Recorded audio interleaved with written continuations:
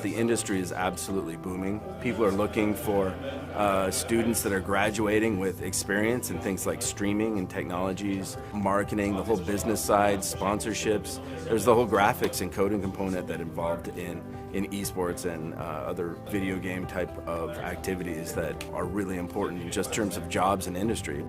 And on their way to those careers, students who attend schools with varsity esports programs can compete for their university. But in order to be eligible, students have to meet the same high academic standards as other student athletes.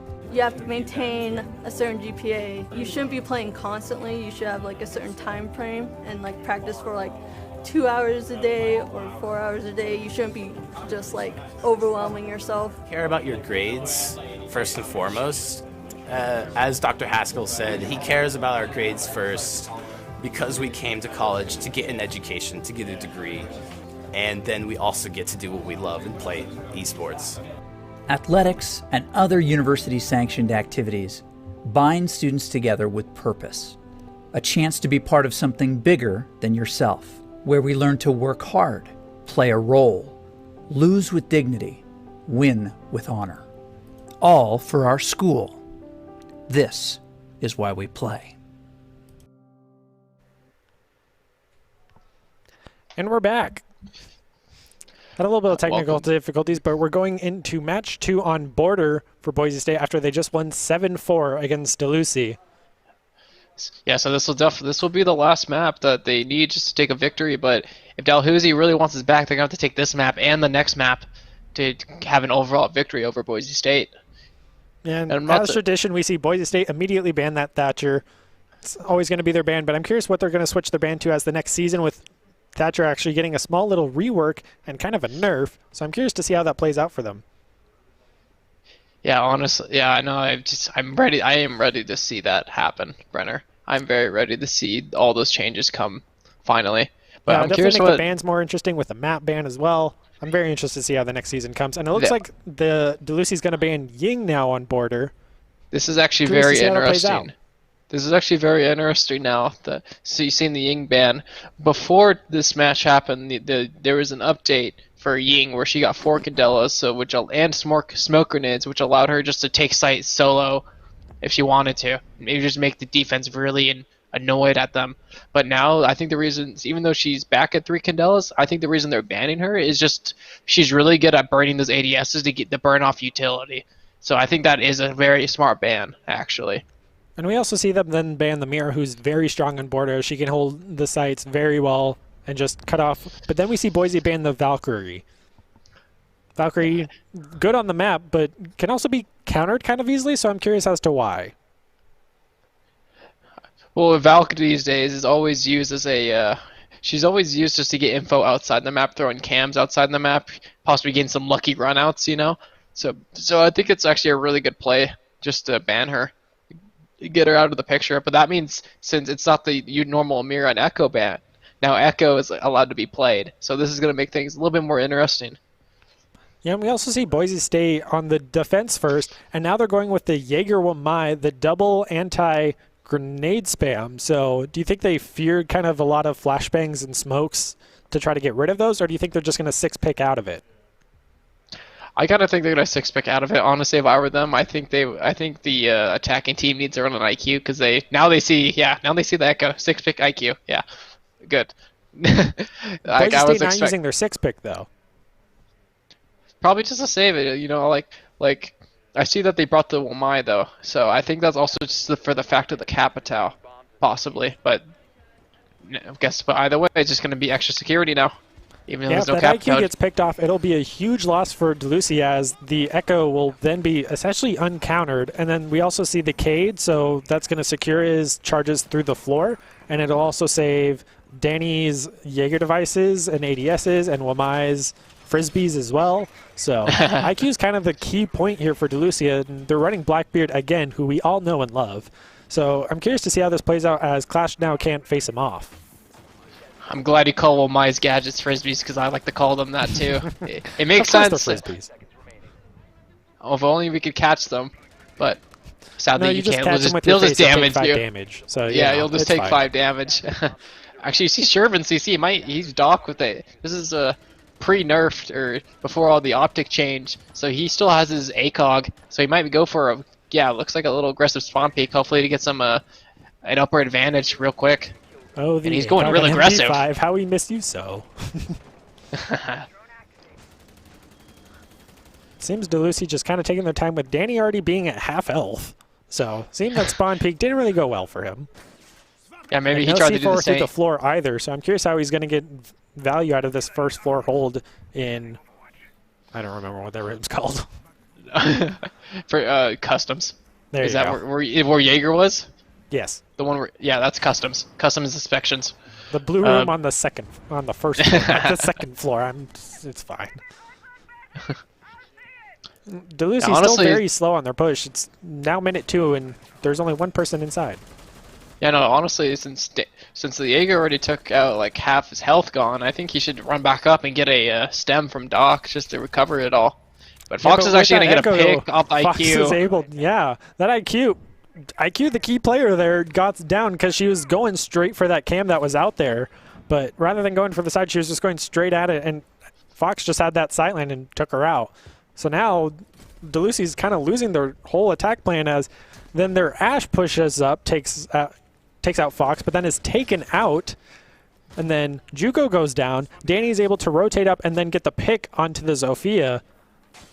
Back to back to back to back. Yeah, it looks like now. Kills for both team. Yeah, now he's gonna go finally for that stem, and it looks like he's about to go head back out. They got info with the Yokais that the last 2 enemies are over on the east side of the map. So Danny's probably just gonna roam around CCTV and cut off any rotations if possible. And Ultraset's actually gonna get one through the wall into east. So there's gonna be the Blackbeard in a 1v3.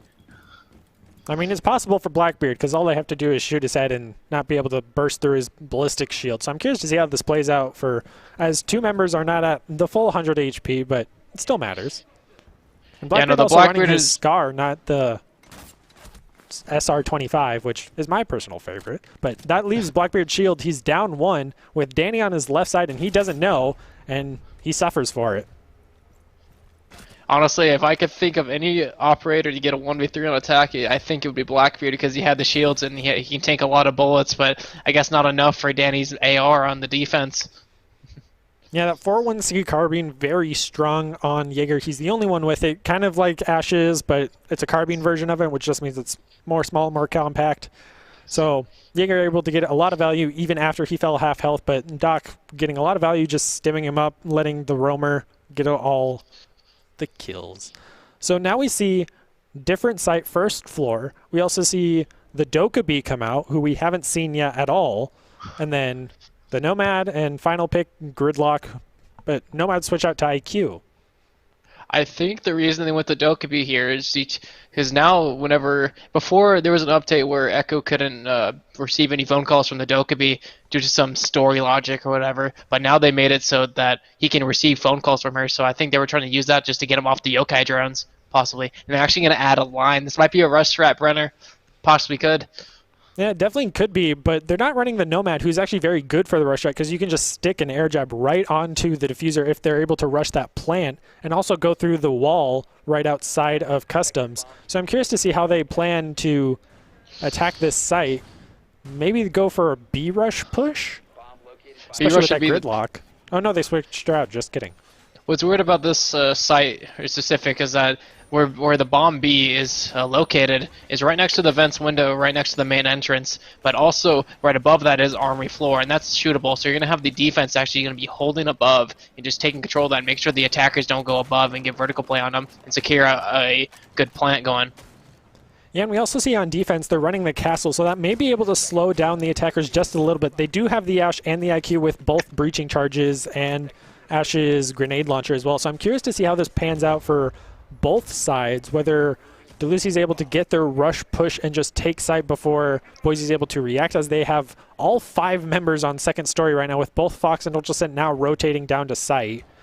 And then Delucy just definitely running in, you can tell, as they're just pushing that front main door, going straight for B, as I mentioned. So I'm curious to see how this plays out with Fox all the way in customs, not even close to site.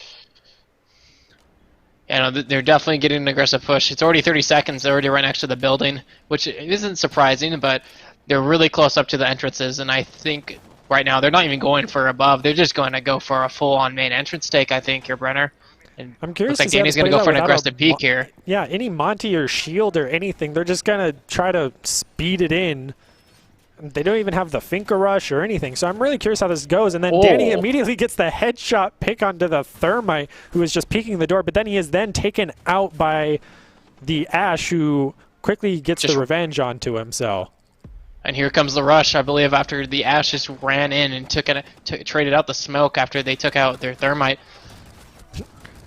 This Dokkaebi could have easily just knifed Wamai in the back, but just let her teammate die there, and now they have the bead take. But it seems this is very down to a 1v3 with Castle able to shoot through the wall, but he's not going to. And now he finally realizes he can and gets the headshot onto their Dokkaebi, who was planting as well.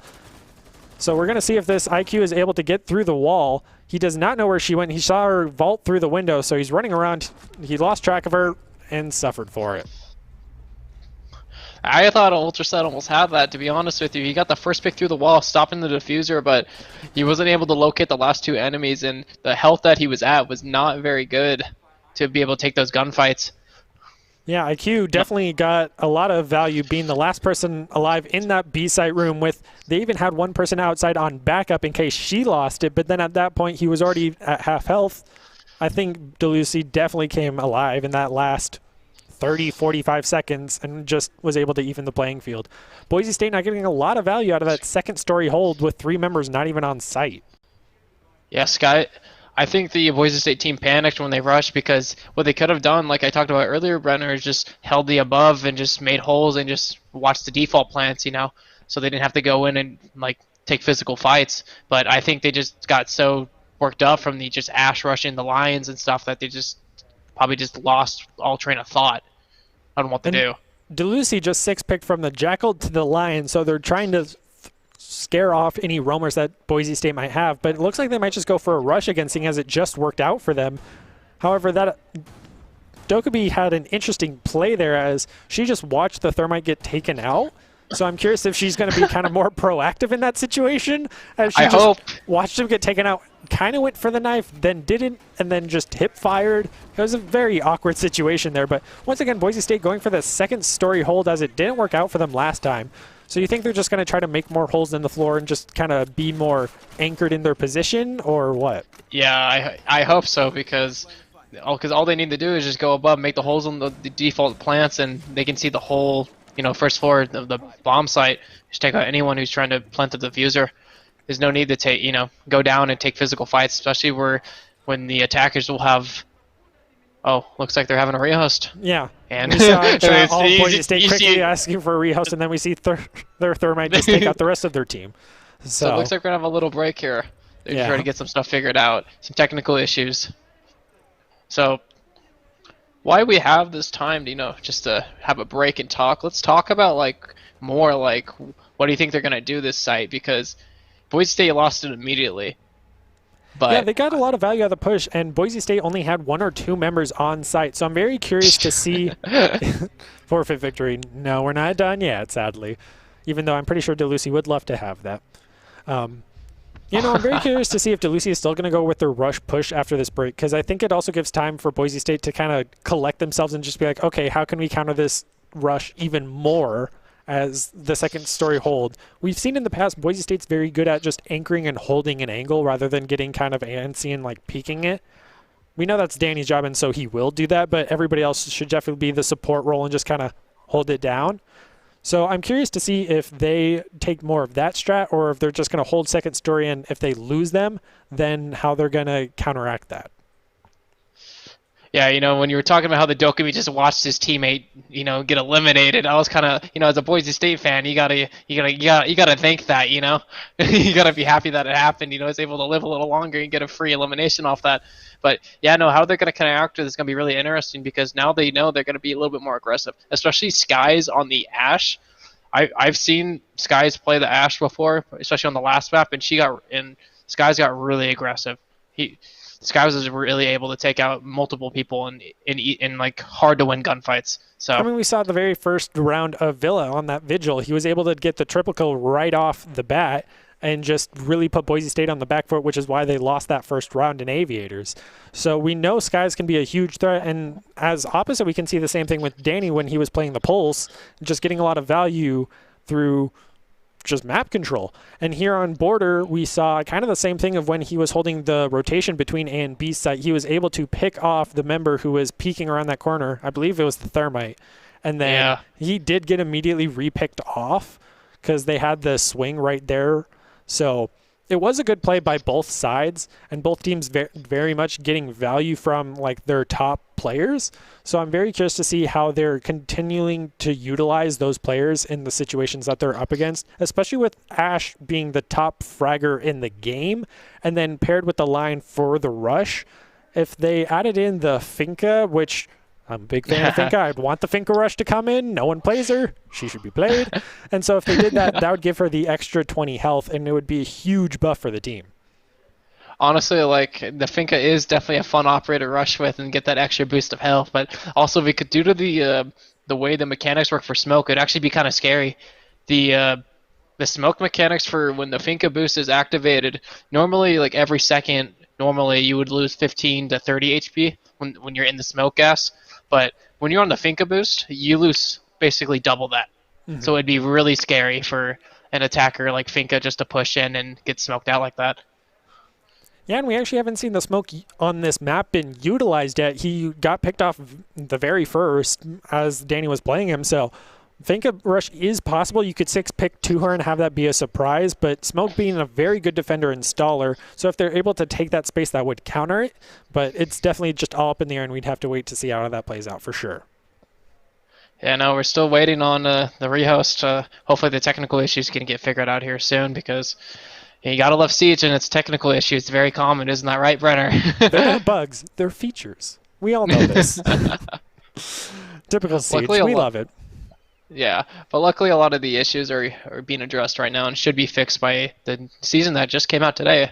So yeah, with the new season, do you think that'll change much of Boise State's attack and defense plans? Because now we have the reinforcement pool, we have new sites for all ops and all guns.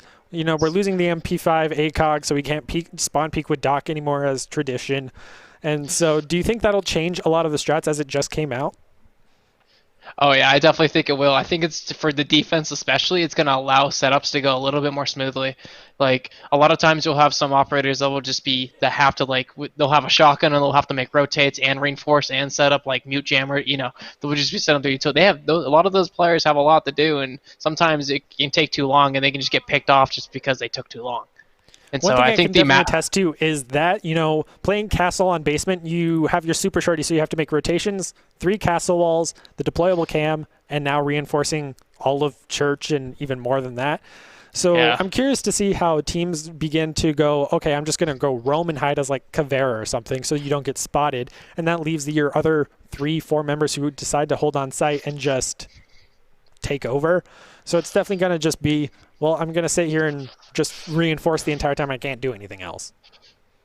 Yeah, speaking on the subject of the new season, let's talk about the new operator that came out on attack, Zero. Yeah. Sam Fisher from Splinter Cell. They only put out an attacker, just one op. They didn't do an opposite. They didn't do 2 and then 2 of each side like they did with the Alibi and Maestro and then Lion and Finka. So I'm curious to see if they're just going to come out with one defender after this, especially since they gave now an attacker an MP7. Yeah, I know. Zero has a new assault rifle. It actually has the damage and fire rate of the AK-12, but it has literally no recoil, so that thing is going to be a good laser beam for him. But the MP7 in no time. Oh yeah, but also the MP7, as you said, now that an attacker has the MP7 is a really strong weapon due to its fire rate and its recoil control. But now on attack only, the MP7 has the 1.5 scope. I've tested out the 1.5 scope today, Brenner, and man, that thing is scary as an attacker. Yeah, for sure. I'm pretty sure the 1.5 is the equivalent of the ACOG. Then there's the 2.5, and some of the attackers now have a 3X, which goes on some of the marksman rifles. And I was playing along with like the Blackbeard and Twitch on the 417 and the SR25. It's a very strong scope. Now, if people rush you, you can't really turn and you lose sight of them very quickly. But at long distances, you're essentially a better Glass, because everyone's a better Glass nowadays.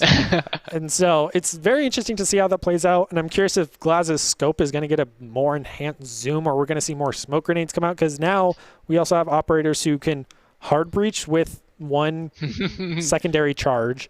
And then we also have Zero with his new gadget that is a camera that can go through any wall, including reinforced walls. So I'm very curious to see how this plays out in the future. Yeah, I know. The Zero with the so. And it looks like due to the technical difficulties, we're going to take another break real quick, and then once we